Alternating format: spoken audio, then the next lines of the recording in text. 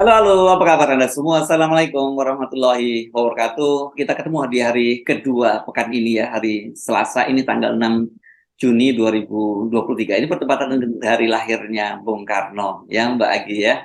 Nah, kalau ini tidak ada perdebatan soal hari lahir Bung Karno, Iya, beda dengan hari lahirnya Pancasila yang saya kira betul. banyak perdebatan gitu ya. Ya, tanggal 1 Juni itu masih banyak diperdebatkan. Kalau hari lahirnya Bung Karno, hari ini dan PDIP akan melaksanakan Rakernas gitu ya, dan ini saya kira buat PDI dianggap saat-saat hari yang paling penting karena berkaitan dengan Iya. menjelang Pilpres 2023. Mhm. Di luar itu saya kira yang kemarin juga ramai sekali itu ini serius, ini para nakes ya, ancaman para nakes yang melakukan unjuk rasa kemarin, dan itu bukan hanya Mhm. dokter ya Mbak ya, lengkap ya Mbak itu ya, Iya, betul. Mhm. semua profesi yang berkaitan dengan kesehatan ya. Iya. Memang di Indonesia Mhm. ini kesannya memang di profesi kesehatan dan sebagainya, apalagi dokter tuh nggak dihargai banget gitu loh. Ini salah satu contoh bagaimana pemerintah kita itu memang tidak menghargai sumber Mhm. daya manusia kita gitu loh. Betul. Padahal kita Mhm. tahu banyak sekali dokter ini sebenarnya mereka memilih, atau kesehatan yang lain itu memilih profesi itu sebagai Mhm. pengabdian. Itu harus diakui semacam itu. Ada sih yang berpikir tentang prestise, tapi kalau cuma mikirnya prestise nggak bakal jadi dokter yang benar, karena ini kayak wartawan Mhm. juga ya profesi ini Mbak ya, panggilan passion gitu ya Mbak ya, kalau nggak ada Iya. passion nggak jadi Mhm. Iya, gitu. dan seumur hidup lagi. Ya Jadi seumur tidak ada hidup, batas pensiun. ya ya dan jalan seumur hidup, dan padahal mereka ini kalau mau kerja di luar negeri gitu ya, itu banyak Mhm. sekali itu dengan kesejahteraan yang sangat sangat tinggi gitu. Di Amerika banyak sekali, di Australia gitu kita sering baca Mhm. iklan-iklannya ya, bagaimana membutuhkan Mhm. dokter ditempatkan di daerah-daerah tertentu yang dan gajinya luar biasa besar, tapi Mhm. ya mereka rata-rata mereka jadi dokter ya pengen mengabdi pada rakyat Indonesia gitu, bukan pada orang asing gitu. Mhm. Oke, ini Mhm. serius kita bahas nanti. Yang lain apa Mhm. ya Mbak ya? Ini mengenai soal bagi-bagi sembako Ganjar Mas Hersu. Ini rupanya sebetulnya sudah kejadiannya pada akhir pekan lalu begitu, tapi terus kemudian ada pemeriksaan lebih lanjut kemarin pada hari Senin, Hmm? yaitu yang satu yaitu adalah ricuh pembagian sembako Ganjar begitu.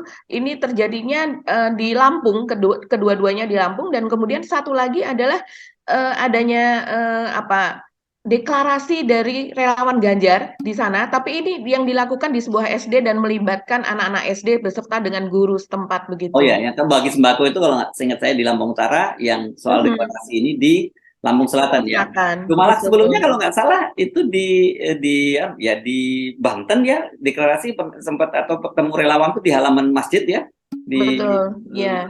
masjid apa kalau Banten itu Masjid istilahnya? Agung Banten ya. Banten. Banyak sekali nih pelanggaran yang dilakukan, dan kelihatannya Bawaslu ya baru belakangan ini mulai mulai turun gitu ya. Dan tapi Mhm. kalau soal bagi-bagi sembako itu kan jauh sebelumnya Mbak ya, Iya, sebelum Ganjar diumumkan jadi dideklarasikan, betul. dia udah bagi sembako. Ini kuat banget duitnya ya Ganjar ya, nyatanya. Iya, iya, betul. Jadi dari sejak tahun 2022 yang kalau kita lihat itu sudah masif di Jawa Barat maupun di daerah-daerah lain ya.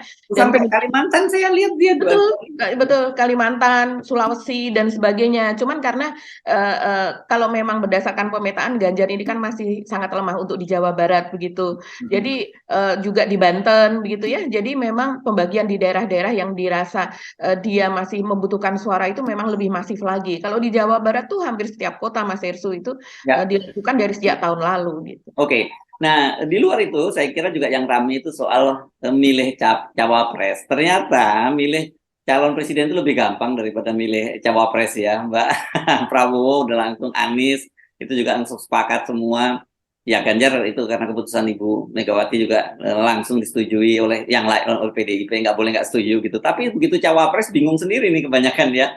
Tapi wajar lah kalau kemudian mereka sedang berusaha itu kan. Ada varian yang berbeda nih Mbak dalam soal pemilihan cawapres ini. Kalau Anies itu kesepakatan para tiga partai koalisi itu diserahkan kepada Anies gitu. Meskipun ada Ya. tarik menarik, ada tekanan lah dari di internal siapa yang mau jadi cawapres. Tapi itu dalam tanda petik itu prerogatif dari Anies.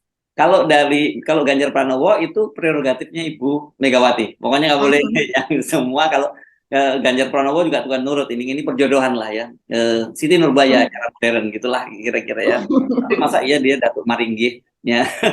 si si Ganjar kan bukan ya, Kan yang betul. mau dijodohkan ini kan Ganjar Pranowo itu otoritatif dari prerogatif dari Ibu Megawati, dan partai-partai lain itu kalau mau bergabung ya cuma tinggal usul aja kan gitu.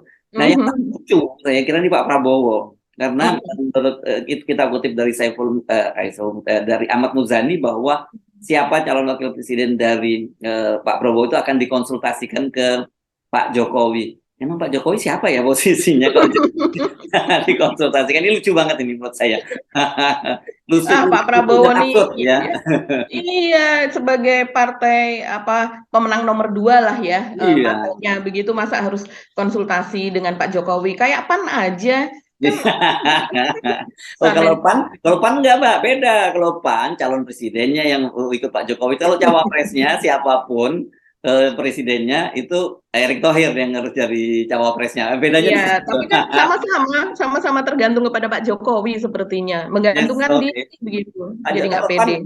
PAN tergantung Pak Jokowi dan Pak Erick Thohir. Nah, gitu ya. Iya iya iya, betul. Oke, ini ya kita mulai anggap lucu-lucuan aja lah, jangan terlampau tegang begitu ya. Ya, oke, Mhm. kita mulai bahas dari mana yang mau serius dulu, Mbak Agi yang Iya, mana? yang masalah, para tenaga kesehatan ini Oh ya ya serius loh, ya, oke. Iya, Gimana gitu ceritanya itu, Mbak Agi? Kemarin demonya iya, ramai. jadi iya, jadi kemarin kan berlangsung demo ribuan gitu ya tenaga kesehatan dari seluruh Indonesia dan ini betul-betul mereka datang dari seluruh pelosok begitu karena kalau saya lihat mereka foto-fotonya gitu ya dokter-dokter dan juga bidan gitu ya tenaga kesehatan yang lain yang berasal dari Kalimantan mereka foto berkelompok bersama kemudian yang berasal dari Jawa Timur yang berasal dari Jawa dari Sulawesi dan sebagainya jadi tidak hanya sekedar simbolisasi mereka datang perwakilan, tapi betul-betul secara berkelompok mereka datang. Dan ini adalah merupakan, kalau saya melihat ke belakangnya, ini merupakan demo yang kedua, karena demo yang sebelumnya yang juga besar itu terjadi pada tanggal 8 Mei 2023 ini, dan mereka mengancam kalau seandainya pembahasan RUU Kesehatan ini masih tetap dilangsungkan di DPR, maka mereka akan mogok secara nasional, karena mereka ingin dilibatkan gitu dalam pembahasan tersebut.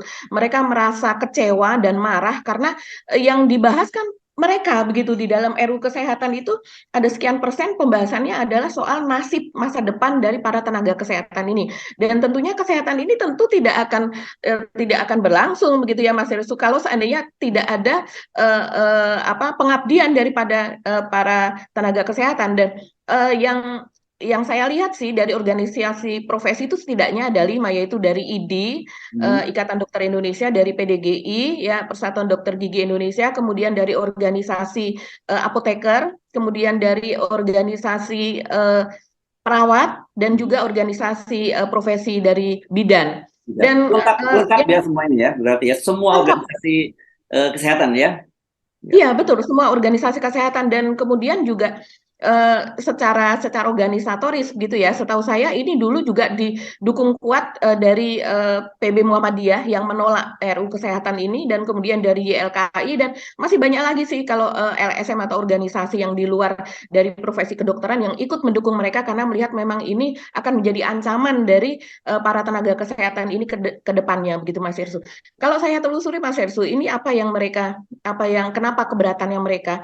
Karena mereka merasa bahwa nantinya kebebasan mereka akan dibatasi, suara mereka akan dibatasi. Semuanya itu akan tergantung kepada Menteri Kesehatan begitu. Jadi nasib mereka ke depannya akan ditentukan oleh Menteri Kesehatan dan juga soal pendidikan begitu.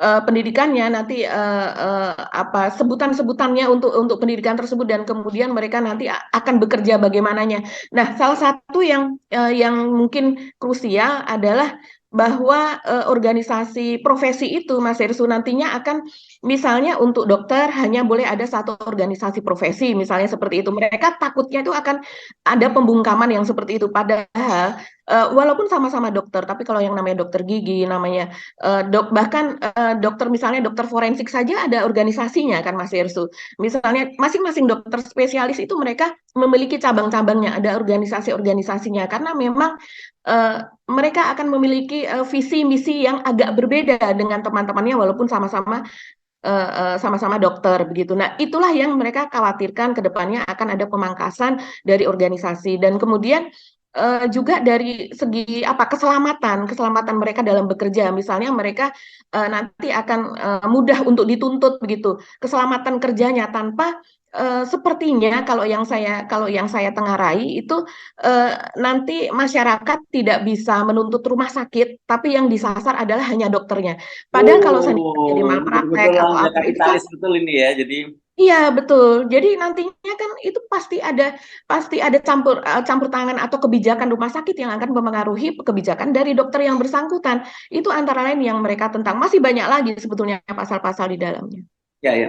Ini memang saya kan tadi sudah menyinggung ya, Indonesia ini teriak-teriak bahwa jumlah tenaga dokter kita kurang, Mhm, dokter spesialis lagi lebih lebih berat lagi kan itu lebih terbatas. mhm, mhm, Tapi kebijakan pemerintah memang keterlaluan kan. Anda tahu kan dokter itu kan sekolahnya itu mungkin kalau level dengan sarjana-sarjana lain mereka ini udah PS2 ya, karena mereka ini kan sampai mhm. sampai 6 tahun lah Panjang kalau ya. nggak, bahkan ada prakteknya Betul. sampai 2 tahun dan sebagainya.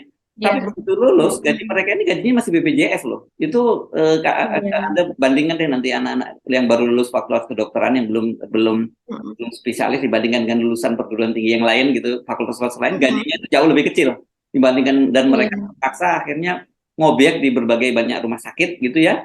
Dan akhirnya Mhm, pada juga satu itu dampaknya mungkin kurang pelayanannya kurang mhm, kurang kurang bagus buat pasien karena dia kejar kejar target gitu. Yang kedua dia bisa juga mhm, kelelahan yang luar biasa dan itu jadi dampaknya sangat buruk.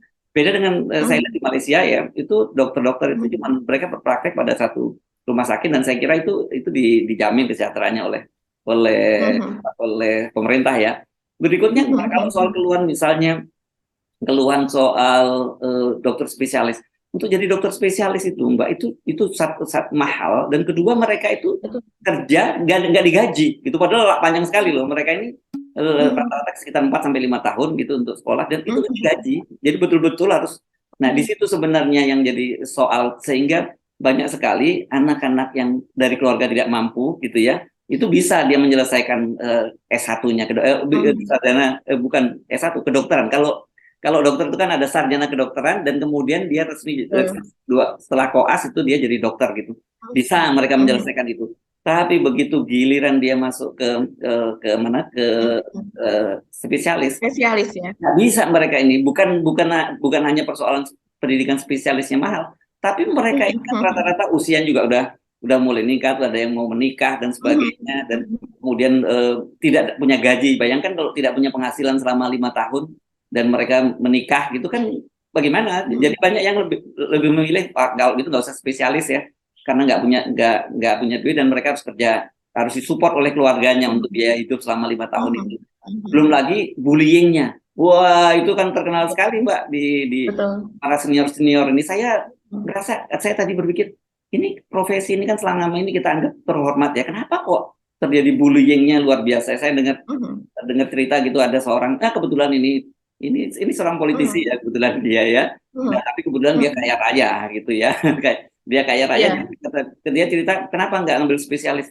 Sorry mas, saya nggak mau dibully nggak keturunan. Nggak, dan kata dia perilakunya kadang-kadang nggak masuk akal. Misalnya gitu diminta Mhm, mhm, ketika subuh diminta membawakan membelikan nasi soto ayam dan misalnya gitu. Atau tiba-tiba subuh cuma disuruh nganterin satu botol aqua ke BSD misalnya gitu. Ini kan menurut saya ini kelakuan apa gitu itu iya, yang begini-begini iya. juga harus diperbaiki. Jadi ada persoalan regulasi pemerintah, tapi ada juga Mhm, persoalan internal di apa di apa, mhm, di kedokteran juga yang praktek bullying di antara di kalangan senior itu luar biasa parah. Dan itu saya lihat ternyata terjadi bukan hanya di Indonesia, Mbak.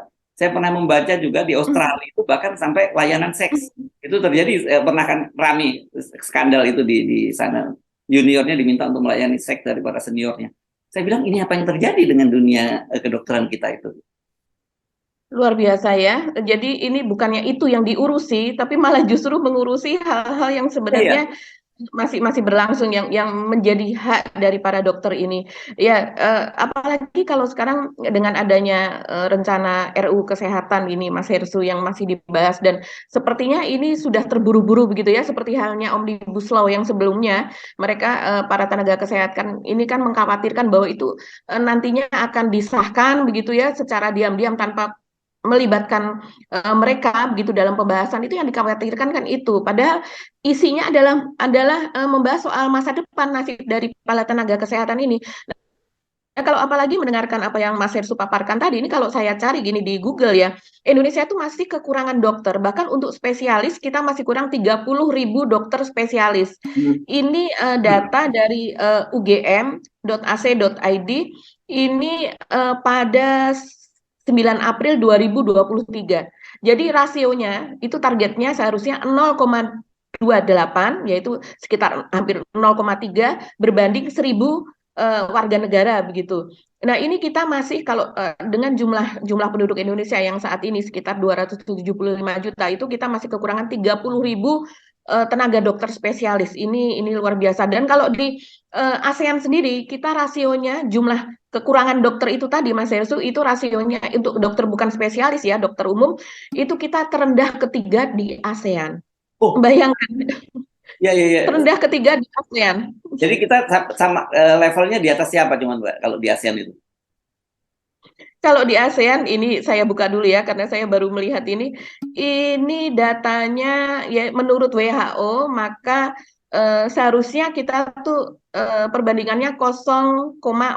Jadi hampir 0,5 begitu ya dari 1.000 penduduk. Nah, 50, sekitar 50 dokter untuk 1.000 penduduk, kira-kira begitu ya? nah, mungkin begitu ya seharusnya. Nah, ini Indonesia di peringkat ke-139 dari 194 negara. Ya Itu ampun. kalau secara keseluruhan ya, itu dan kemudian di ASEAN itu kita peringkat ketiga. Nah, ini ada grafiknya, mungkin nanti bisa dilihat juga ya. Nanti kita tampilkan saja supaya pemirsa bisa melihat. Ini saya melihat dari data box nih Mas Hersu.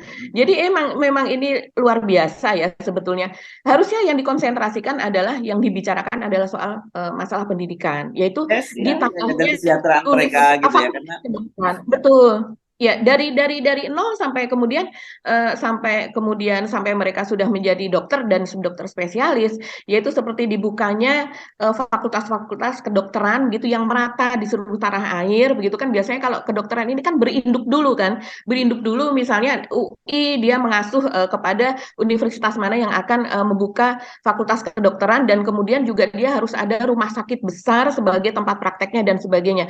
Harusnya konsentrasinya ke situ karena penduduk Indonesia tidak makin berkurang tapi makin bertambah, dan kemudian ini memperlihatkan bahwa kita masalah kesehatan dan sumber daya manusia itu masih menjadi nomor sekian dibandingkan dari investasi di bidang lain. dan ini Luar jangan biasa. salah ya, pendidikan dokter ini kan berkaitan dengan nyawa manusia, nggak jangan sampai asal-asalan. Saya Ya. pernah bertemu di satu daerah begitu, ada satu daerah disebutkan, saya nggak sebut daerahnya tapi saya kira orang banyak tahu, ada perguruan tinggi swasta gitu yang menerima mahasiswa fakultas kedokterannya itu banyak sekali, jauh lebih banyak dari anak UI, dan ternyata anak STM pun bisa masuk ke situ. Itu kan kayak gini-gini juga mesti diperhatikan ya, jangan Ya. sampai karena ingin mempercepat itu kemudian regulasinya juga sembarangan saja. Dan yang lebih parah juga, jangan lupa ini ada kaitannya dengan bisnis juga, Mbak, mafia rumah sakit. Ini ada kelompok-kelompok bisnis Betul. besar yang Mafia, menguasai mafia jaringan rumah sakit dan obat ya.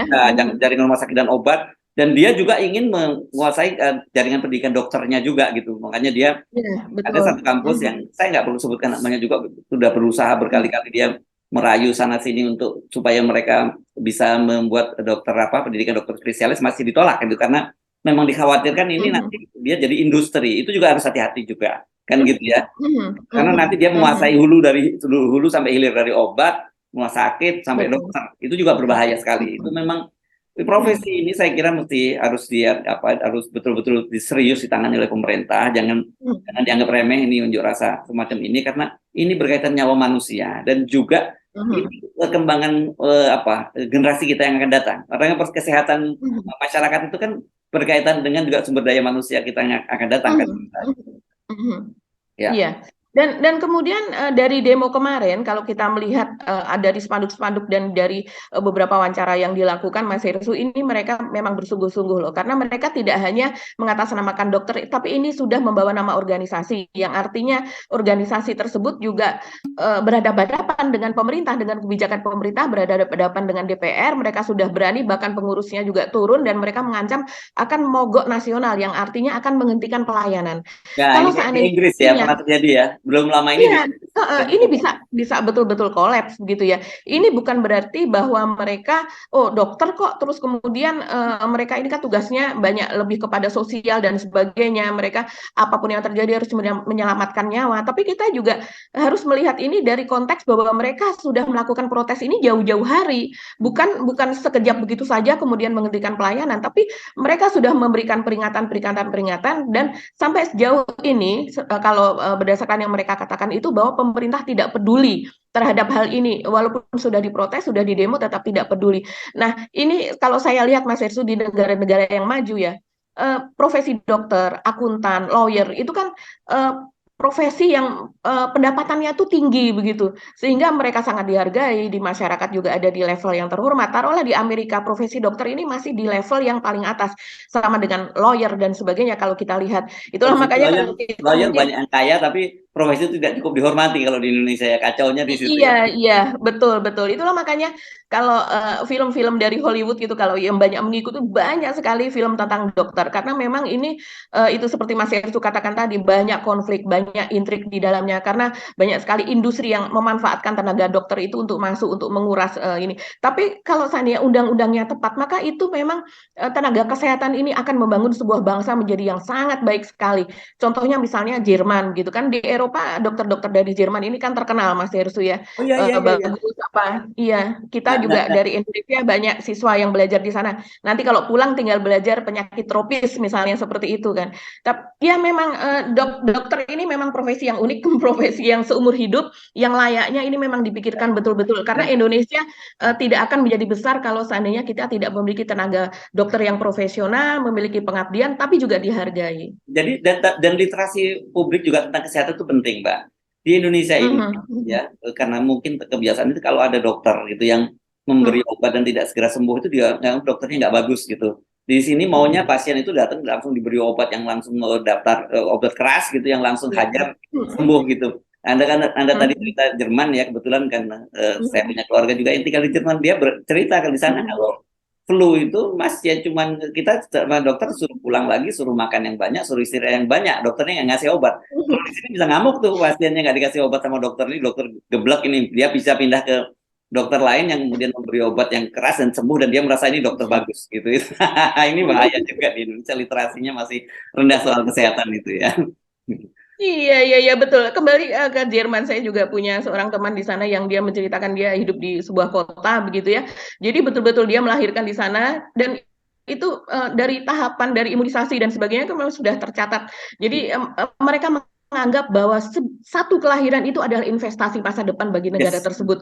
Jadi Hmm. betul-betul bayi itu memang di apa asupannya, kemudian dia alergi apa, kemudian imunisasinya dan sebagainya itu perhatikan. Kalau seandainya ini bayi tidak dia malas karena ada halangan tidak dibawa, maka dia akan ditelepon gitu. Orang tuanya ini memang harus memang ketat. Bahkan dokter kalau seandainya ada terjadi sesuatu kendala pada orang tua, dokter bisa datang ke rumah. Jadi layanan kesehatan memang, nah kita kan inginnya menuju ke sana, tapi Ya, kemudian dengan adanya RUU ini yang sepertinya malah justru lebih menomorsatukan industri daripada dokternya itu sendiri. Nah, ini yang dikhawatirkan nanti ke depannya ini akan buruk kepada negara kita. Anda kan tahu itu yang rata-rata kan dokter itu setelah dia dinyatakan sebagai dokter dan dapat SRT, dapat izin dan sebagainya, kemudian mereka Hmm. disebut PTT ya, internship gitu ya, Hmm, satu, hmm, satu hmm, tahun sampai 1,5 tahun sampai 2 tahun kalau tidak salah, saya lupa itu. Oh kalau di daerah hmm. tertentu hanya 1 tahun. Tapi Anda tahu gajinya berapa mereka di bawah UMR kalau untuk Jakarta. Coba bayangkan dokter yang sekolah panjang susah payah begitu dan memang cukup cukup berat ya ini untuk menempuh profesi dokter kalau sekolah kedokteran yang benar loh ya. Iya. Bukan sekolah yang saya tadi Iya. sebut ada yang lulusan STM bisa jadi dokter tadi itu. Itu gajinya di bawah UMR kecuali kalau UMR Jawa Tengah ya di atas karena sekitar 3 jutaan. Jadi di atas UMR Jawa Tengah tapi jauh di bawah UMR-nya Jakarta. Itu membayangkan seperti itu cara pemerintah menghargai para dokternya gitu ya. Ya, dan itu pun keamanan mereka tidak terjamin ya, Jadi karena Anda, terakhir itu Anda, ada ya kasus Anda pernah baca di kan di mana UI, ya. Di Lampung yang dikeroyok oleh pasien karena Betul. obatnya karena tidak Ya. sembuh katanya. Baru datang dikasih obat nggak sembuh langsung dikeroyok dokternya itu kan kacau banget tuh rasanya. Di Lampung. Kacau-kacau banget. Dan itu yang disuarakan, salah satu yang disuarakan pada saat demo kemarin. Mereka ingin mendapatkan perlindungan terhadap dokter-dokter yang ditugaskan di daerah-daerah terpencil, yang kemudian masyarakatnya juga masih belum teredukasi begitu Mas Hersu. Harus ada sistem bahwa dokter ini memang ada jaminan perlindungan. Kalau seandainya terjadi pemukulan seperti itu, maka kemudian mereka akan mudah untuk mengurusnya dan sebagainya, dan dikondisikan masyarakatnya juga begitu. Ya, Ini jadi memang PR-nya masih banyak sih Mas Hersu ya. ya itu tadi yang saya sebut. Pokoknya kalau datang ke dokter normalnya langsung sembuh. Nanti dokternya hajar aja obat-obatan yang daftar G gitu, yang keras gitu. Daftar G yang keras masalahnya namanya ya. Iya, iya betul. Dia, nah, dia sembuh dan dia bilang itu dokternya bagus. Padahal dalam jangka panjang itu kan merusak. Apalagi kalau anak-anak Merusak ginjal, betul. daftar obat keras itu kan berbahaya buat masa depan anak-anak itu sendiri Ya, kan. Ya, oke. betul. Jadi ini soal yang sangat serius, jangan dianggap cuman apa main-main saja oleh pemerintah. Eh, Ya. Sekarang pindah ke topik yang lain, Mbak Agi. Kemana kita ngomongin yang mana dulu? Yang ramai. Saya kira satu paket itu ya tadi soal capres cawapres dan kampanyenya Ya. Ganjar di berbagai daerah itu tadi, Mbak ya. Iya, iya. Soal cawapres ini gimana perkembangan terakhirnya Mas Hersu? Ya kemarin kan baru bertemu ini ya Gerindra dengan PAN juga, gitu. Sebelumnya PAN dengan PDIP. Ini masih bulat juga ya sampai Masih sekarang. bulat seperti yang saya sebut tadi. Dan juga Tempo menurunkan koran Tempo kalau saya tidak salah beredar nama itu, saya nggak tahu koran itu berita lama atau tidak, saya belum cek, katanya ada sudah mengerucut pada, kan kalau yang muncul semua kan beritanya sudah mengerucut pada satu nama gitu ya.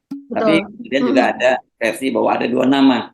Tapi kalau saya cek dari sumber-sumber tertentu memang sudah mengerucut pada satu nama, dan tinggal disosialisasikan. Kan mereka sudah bertemu Pak SBY kemarin di Pacitan, Anies lama 3,5 jam, terus kemudian bertemu dengan Pak Surya Paloh nantinya, dan kemudian dengan PKS. Dan ini ada suara-suara dari Demokrat yang sudah memberikan ultimatum harus bulan Juni, tapi biasa yang ngomong Andi Arief ini. Iya. Dan kemudian itu betapa rumitnya ya pemilihan itu. Tapi sekali lagi kalau Anies Baswedan tergantung pada dia. Udah kesepakatan dari partai-partai, semua partai yang menentukan calon wakil presiden adalah Anies Baswedan. Sementara Pak Prabowo, saya kira ini juga agak rumit ya siapa yang akan jadi calon wakil presiden Pak Prabowo, karena saya kira ini mengerucut pada sebenarnya kalau kita lihat dari koalisinya, sebenarnya yang paling pertama kan Caimin ya. Caimin, dan kemudian masuk Pak Erlangga Hartarto. Nah ini tarik menarik nih antara Caimin dengan Erlangga Hartarto. Kenapa? Karena kalau PKB maunya tetap Caimin, dan Pak Erlangga Hartarto itu sebagai tim suksesnya gitu ya, ketua tim pemenangan lah begitu ya, nggak mau lah ya, karena bagi Golkar itu satu dia kursinya lebih besar, dan kedua tentu saja amanah kata dia dari Munasnya Golkar itu bahwa Pak Erlangga Hartarto menjadi calon wakil presiden. Nah, tetapi kalau Caimin ini kan peluangnya sebenarnya juga lebih kecil, karena sejak awal kan kalau Pak Prabowo mau menggandeng Caimin itu ya tentu saja sudah sejak tahun lalu deklarasi gitu ya. Nah, perkembangan terbaru yang menarik adalah soal bahwa dia akan konsultasikan dulu dengan Pak Jokowi, dan ini kan kita sebut kemarin ribut-ribut soal judicial review di Mahkamah Konstitusi berkaitan dengan batas usia calon wakil presiden yang diajukan oleh PSI untuk 35 tahun, dan begitu juga oleh beberapa kepala daerah dari Gerindra. Kepala daerah ini pasti mainannya DPP Gerindra lah, mereka diperintahkan untuk itu dipilih yang muda-muda gitu, jadi supaya nggak terlalu nyolok gitu. Tapi ini sebenarnya semua dalam upaya untuk menjadikan Gibran sebagai calon wakil presidennya gitu. Saya sih lihat kalau Mahkamah Konstitusi mengizinkan dan mengabulkan maksud saya, dan kemudian Pak Jokowi oke, jadi itu Gibran tuh calon wakil presidennya Pak Prabowo. Iya, jadi Gibran ini masih tetap diperhitungkan dan masih on the way gitu ya Mas Hirsu ya. Ya karena bagi Pak Prabowo, nah ini penting ini ya. Kalau seperti Anies itu sangat penting untuk menentukan siapa yang menjadi calon wakil presidennya, karena bagaimanapun ini persepsi publik yang terbentuk ya, politik bagaimanapun persepsi ya, dan itu persepsi itu dibentuk oleh media, dibentuk oleh lembaga survei, bisa begitu, bahwa Anies punya kelemahan di Islam tradisional, di masyarakat Islam tradisional dalam hal ini NU, dan juga kalangan pedesaan kan begitu. Jadi dia diperlukan figur yang cukup kuat untuk itu gitu. Nah, sementara Ganjar, saya kira ya kalau ini juga persepsi, tapi yang saya kira memang sudah jadi pengetahuan umum, dia ini lemah di sektor Islam gitu. Makanya kan kemarin yang ramai disebutkan itu adalah imam besar Masjid Istiqlal Pak Kiai Nazaruddin Umar, Profesor Nazaruddin Umar gitu ya, karena dia ini NU dan Muslim gitu, namanya juga imam besar Masjid Istiqlal kan gitu. Jadi memang ini bisa saling melengkapi. Kalau Pak Prabowo, saya kira beda kalkulasinya buat Pak Prabowo. Nggak penting itu Islam tradisional atau apa, yang penting didukung oleh Pak Jokowi. Nah, gitu. Hitungannya juga masuk akal. Kenapa? Karena bagaimanapun Pak Jokowi sudah menyatakan tidak akan netral, masih harus terus cawe-cawe.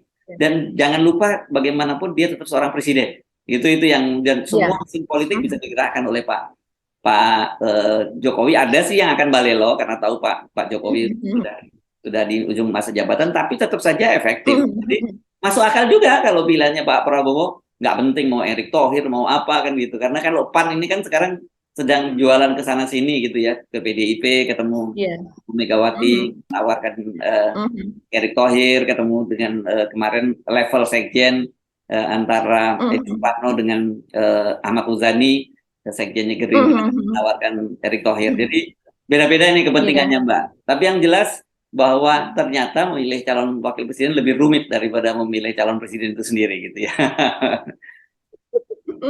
Iya Mas Hersu. Jadi ini sepertinya kita masih menunggu ya hasil dari MK mengenai batas usia gugatan dari PSI, dari Partai Garuda dan juga dari beberapa kelompok Garuda itu. juga ya. PSI Garuda. Iya dari. Iya, dan kemudian kita masih menunggu, kita belum tahu ini kapan begitu. Tapi ini kita juga kalau dari mereka harap-harap cemas ataukah sudah tahu hasilnya akan seperti apa begitu ya. Selama ini kan juga misalnya kita merujuk kepada Denny Indrayana, kemarin saya lihat juga dari cuitannya Denny Indrayana, dia mengatakan ada kemungkinan itu akan dikabulkan. Jadi kita tunggu saja begitu.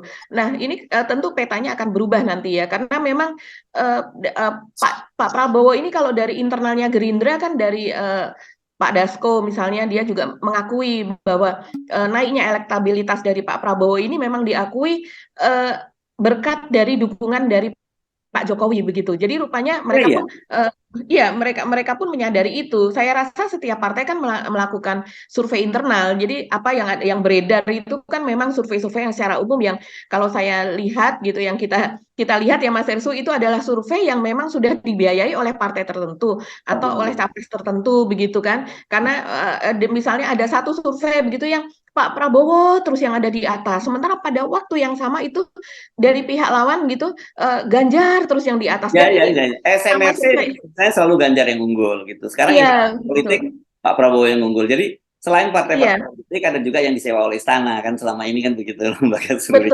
Betul. LSI misalnya Pak Prabowo terus juga yang unggul, kecenderungannya seperti itu begitu. Nah, tentunya dari internal sendiri pun juga melakukan survei, dan kemudian yang disurvei pun bisa berbeda-beda, yaitu antara lain misalnya naiknya atau turunnya elektabilitas itu disebabkan oleh apa begitu.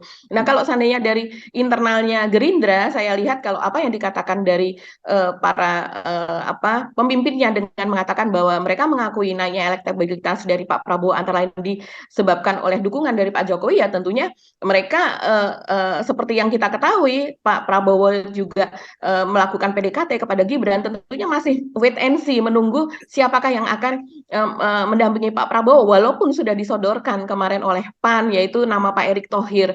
Nah, sepertinya nama Pak Erick Thohir dan nama Sandiaga ini bisa dikatakan bahwa kalau Sandiaga jelas-jelas jadi gelandangan politik, dikatakan bisa seperti itu ya. Kalau Pak Erick Thohir kan belum pernah masuk partai begitu, tapi memang kita tahu Pak Erick Thohir ini juga memang di-endorse oleh Pak Jokowi. Beberapa orang politikus begitu yang dekat dengan Pak Jokowi juga dari partai juga mengakui bahwa dua orang ini kan disuruh melakukan pendekatan-pendekatan dan godaan-godaan kepada partai-partai tersebut gitu. Ya, ini masih rumit.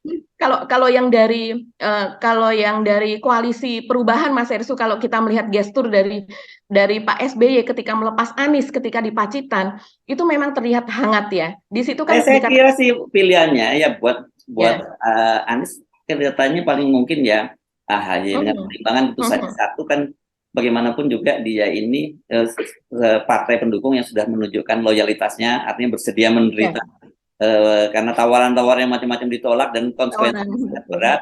Sama sebenarnya dengan Nasdem posisinya ya, karena kalau Nasdem kan bagaimanapun dia dapat mengendorse Aniesnya sendiri ya, jadi Saya betul. kira mungkin yang paling rasional ya AHY yang dipilih oleh Mhm. Anies, karena bagaimanapun kalau diambil orang lain, apakah orang lain itu akan seloyal Iya. dari AHY? Mhm. Apakah orang itu bukan proksi dari kekuatan istana juga begitu yang akan masuk, kan itu kira-kira Mhm. gitu ya Mbak ya. Oke, Iya. saya Iya. kira kita tunggu saja ya soal cawapres ini. Mari kita pindah sedikit ya ke soal Ganjar Pranowo ini ya, kampanye yang di Oh, iya, Lampung iya. ya, di Lampung Utara dan di Lampung Selatan ini Mbak ya peristiwanya ya. Iya, iya, betul Mas Ersu. Jadi ini memang rame begitu karena keduanya ini orang lalu kemudian semuanya begitu meminta agar Bawaslu terlibat dalam hal ini. Soal pengawasan maupun ini sesudah kejadiannya Bawaslu melakukan penyelidikan mengenai hal ini begitu. Kayak ini rame banget di media sosial Mas Ersu, dan videonya terutama soal ricuh yang ada di Lampung Utara itu menyebar kemana-mana begitu ya, menjadi viral. Harga diri kami jangan tidur. Siapa yang kamu ngomong teh? Jangan tidur. Jangan tidur. Nah, inilah. Pemirsa Lampung TV, pembagian sembako mengatasnamakan relawan sahabat Ganjar Pranowo ricuh di lingkungan 4, Sidang Sari, Kota Bumi, Lampung Utara, Jumat, 2 Juni 2023.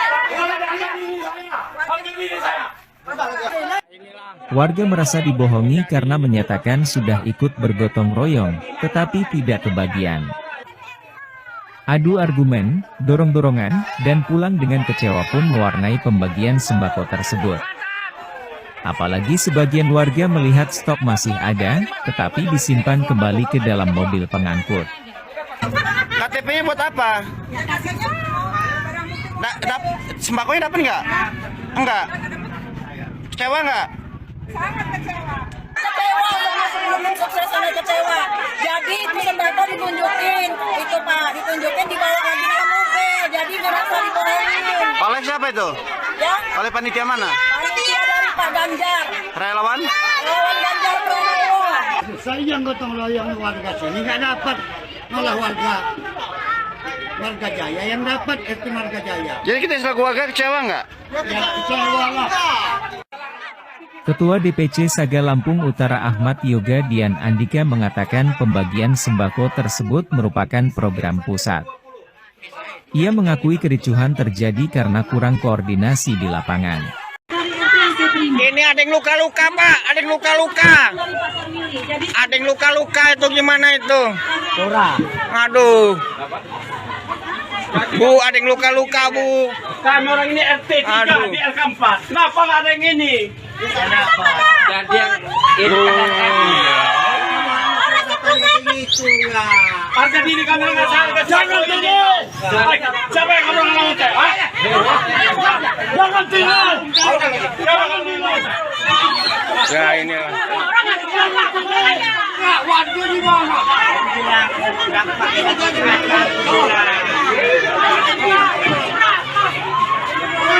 Nah, antara lain ini misalnya dari Andi Sindulingga. Andi Sindulingga ini sebetulnya dari Golkar ya? Apakah dia masih di Golkar atau dia bagaimana ya, politisi Mas? Golkar tapi jadi pendukungnya Anies ini, dia Iya. termasuk KIB juga tapi koalisi hijau kuning hijau biru, itu yang koalisi sempalan dari Golkar, P3 dan PAN yang mendukung Anies Baswedan. Gitu. Iya, iya. Ini kan memang kemudian banyak dipertanyakan ya Mas Ersu soal kemampuan Ganjar dalam membagi-bagi sembako. Karena ini bagi-bagi sembakonya memang menasional gitu, dan ini sudah berlangsung Masif ya. masif, sangat masif, terjadi secara nasional hampir di semua daerah, dan kemudian sudah berlangsung 1 tahun lebih. Kalau kita melihat begitu. Jadi awal-awal tahun 2022 pun itu sudah dilakukan pembagian sembako ini secara masif dalam event misalnya deklarasi relawan Ganjar maupun di luar itu begitu. Dan kemudian ini baik di kampung, di kecamatan, apa dan sebagainya. Nah, ini yang membuat Ganjar kemudian dipertanyakan berapa sih kekayaannya Ganjar, berapa sih LHKPN-nya Ganjar sehingga dia mampu melakukan itu. Walaupun kita tahu ini ada dukungan dari partai. Tapi kalau sebelum adanya deklarasi pada tanggal 21 April kemarin itu kan Ganjar masih single, Iya, Mas Heru. belum didukung oleh, bahkan dihukum oleh PDIP pada waktu itu karena terlalu Betul. agresif gitu ya. Iya. Nah, ini agresivitas itu yang didukung dengan cuan yang demikian banyak begitu, tidak hanya soal sembakonya tapi juga untuk mengorganisasi relawan itu kan juga membutuhkan dana yang tidak sedikit untuk deklarasi, untuk masuk ke kampung-kampung dan sebagainya. Bahkan pembagian sembako ini kan dilakukan banyak secara door to door, banyak videonya itu Mas Irsu yang beredar. Nah, ini kemudian wajar kalau kemudian dipertanyakan begitu oleh masyarakat begitu, kemampuan Ganjar ini ada berapa begitu cuannya sehingga bisa membagi sembako ke banyak daerah. Padahal itu pertanyaan pertama. Yang kedua yaitu adalah pertanyaan bahwa padahal di daerahnya sendiri di Jawa Tengah itu masih termasuk daerah miskin gitu kan, banyak daerah miskin ekstrim, ada berapa kabupaten begitu yang sampai saat ini pun masih masuk kategori miskin ekstrim. Itu kalau seandainya batas kemiskinan itu masih tetap sama, apalagi kalau seandainya sudah ditentukan oleh Bank Dunia batas kemiskinan itu kemudian dinaikkan begitu ya, itu miskin ekstrimnya malah semakin tambah banyak karena untuk Indonesia saja itu kan sekitar 40% berubah menjadi kategori miskin begitu. Nah, ini Andi Sindulingga antara lain dia mencuit banyak sekali uang Ganjar ya. Gerakan bagi-bagi sembako ke pemilih itu kelihatannya masif dan menonjol sekali. Terlalu banyak politisi tak percaya diri akan ada yang pilih kalau tak bagi-bagi sembako ke rakyat. Ya, ini Jadi, praktek semacam ini saya kira mesti kita hentikan ya. Ini nggak mendidik, ya, ini betul. merusak demokrasi, merusak rakyat kita karena itu terbiasa dengan money politik gitu ya. Ini bahaya sekali. Ya. Oke, di luar itu saya kira juga mesti tegas ya pelanggaran-pelanggaran ini jangan ada kesan kemudian Bawaslu itu tebang pilih kan gitu ya. Saya kemarin dapat cerita misalnya kebetulan Bung Rocky itu kan diundang untuk sebuah acara di Semarang gitu yang mengundang itu relawan Anies gitu ya. Setelah itu belum itu sudah Bawaslu udah langsung memberikan peringatan kan begitu. Nah, ini kalau apa yang dilakukan oleh Ganjar misalnya seperti yang terjadi di Banten yang di masjid kemarin kan juga kelihatannya nggak ada diproses apapun. Kemudian yang di Lampung Selatan ini kelihatannya yang sedang diproses ya Mbak ya. Iya betul sekali. Kalau yang di Banten itu kan sampai Anies yang tadinya mau sholat di masjid gitu, bahkan di daerah lain juga kalau dia mendatangi suatu daerah pada hari Jumat kan dia seharusnya memang Jumatan di masjid. Surabaya udah diperingatkan oleh Bawaslu waktu mau sholat. Iya betul. Ini kan jadi menyulitkan, bahkan belum melakukan saja sudah dihalang-halangi begitu, dan kemudian memang ada pengakuan dari tim Anies bahwa mereka selalu ada pihak tertentu yang selalu mengikuti mereka kemanapun mereka pergi dan kemudian saling menanyakan ini mau kemana apa dan sebagainya, dan mereka tahu itu pihak dari mana begitu. Tapi artinya ini memang ada beda perlakuan yang sangat menyolok nih Mas Hersu. Itu tadi yang bagi-bagi sembako dan kemudian ricuh itu adalah pada deklarasi relawan Ganjar di Lampung Utara yang terjadi pada tanggal 2 Juni kemarin. Dan kemudian yang terjadi pada tanggal 1 Juni tapi masih tetap ramai sampai sekarang yaitu deklarasi yang terjadi di sebuah SD ini Mas Hersu. Dan kemudian saat ini kemarin hari Senin itu kepala sekolah dan gurunya itu diperiksa oleh Bawaslu, dan kemudian kita masih belum tahu karena hasilnya itu akan dilaporkan kepada provinsi karena ini kan masih di tingkat Lampung Selatan. Tapi artinya bahwa sampai ada anak-anak dilibatkan, kemudian pelibatannya jelas-jelas Mas Irsu karena ada fotonya anak-anak itu naik ke atas panggung dan kemudian juga ada bagi-bagi sembako apa dan sebagainya di situ. Ini memberikan pendidikan kalau menurut saya anak-anak jadi seperti punya persepsi, oh politik itu kayak gini, politik adalah bagi-bagi sembako, politik itu perlu uang. Kalau seandainya kita hanya berkemampuan kecerdasan, walaupun saya sekolah tinggi dan sebagainya, kalau saya tidak memiliki uang di masa depan saya maka tidak bisa menjadi calon presiden, tidak bisa menjadi calon-calon pejabat negeri dan sebagainya. Tapi selain itu kan juga memang ada aturan bahwa anak-anak tidak boleh dilibatkan dalam politik. Ini harus tegas sih, kita mengawasi tegas, dan ini dampaknya kalau presiden udah ngomong cawe-cawe ya dan tidak akan netral ya aparat di bawah pasti tidak akan netral. Saya kira itu penting kita ya Mbak Agi ya. Kita mesti mengakhiri perbincangan kita kali ini Mbak Agi.